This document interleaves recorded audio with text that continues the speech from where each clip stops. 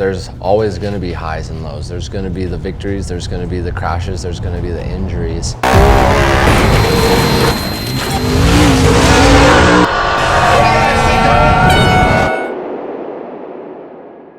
I would just say it's all worth it in the end. You don't ever see the light at the tunnel while it's happening, but 15 years down the road, I wouldn't change a thing. I would say off-road racing has definitely made me become more successful as a person in general.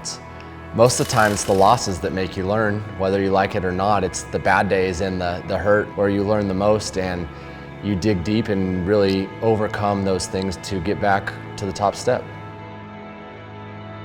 While it's our job, it's my passion. It's what I love doing. I get to do it for a living, do all the grinding. I get to come out here, bring my family and friends, go on a destination ride with my brother, and just explore and have fun. And it's what the vehicle's made for. So while we're grinding and racing and competing all the time, it's fun to take a step back and be like, wow, this is such a blast.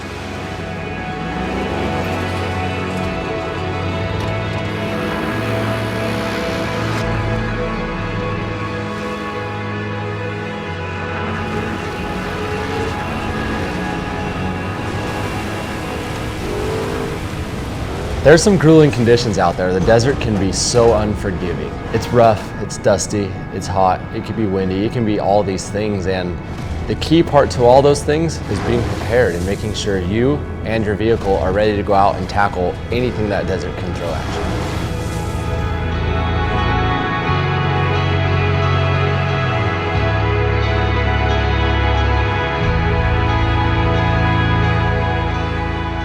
you. If you can't enjoy what you're doing in the time, enjoying the moment, to me it's not worth it. For what?